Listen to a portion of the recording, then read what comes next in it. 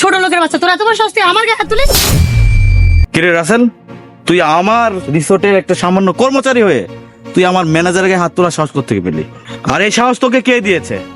হ স্যার, আমি তো উনারে চিনি, উনি আপনার এই রিসোর্টের ম্যানেজার।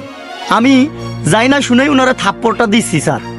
এই তুই এসব কি বলতেছিস? কামলার ঘরে কামলা, তুই আমার গায়ে হাত তুলেছিস না? তোকে আমি উচিত শিক্ষা দিব। স্যার, আমি আমার ফাইলটা বাসায় রেখে এসেছি, আমি ফাইলটা নিয়ে আসি।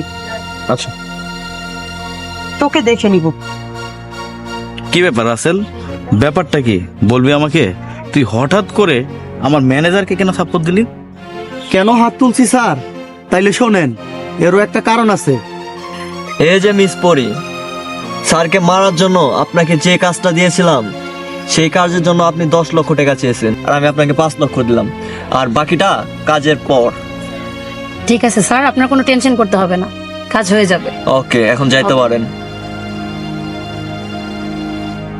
এখন বুঝতে পারছেন স্যার আমি কি জন্য ওনার গায়ে হাত তুলেছি? এই প্রপার্টি ওরা হাতিয়ে নিতে চায় স্যার আপনার কাছ থেকে, হ্যাঁ, বুঝতে পেরেছি।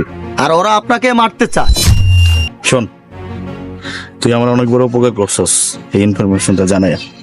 যা, তুই এখন যা, আমি ওদের ব্যবস্থা করে নিচ্ছি। ঠিক আছে স্যার। ওকে।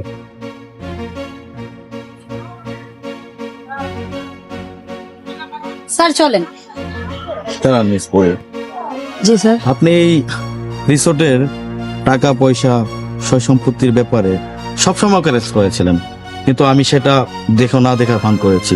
কিন্তু আজ আপনি আমার সম্পত্তি হাতিয়ে নেওয়ার জন্য আমাকে মেরে ফেলতে চেয়েছিলেন, সেটা আমি জেনে গেছি। আর রাসেল আমাকে সব বলেছে। এটা কি সত্যি? জি না স্যার। চুপ করুন, আর একটা কথা বলবেন না। আর যদি একটা কথা বলেন, আমি পুলিশ ডেকে আপনাকে ধরিয়ে দিতে বাধ্য হব। যদি ভালো থাকার চেষ্টা করেন, এই মুহূর্তে এখান থেকে চলে যান। প্লিজ স্যার, স্যার আমার ভুল হয়ে গেছে স্যার, আমাকে ক্ষমা করে দেন, আমি বুঝতে পারিনি স্যার। এমন চুপ করুন, আপনার মতো নিচু মানুষের কোনো ক্ষমা নেই। যান এখান থেকে, চলে যান আমার চোখের সামনে থেকে।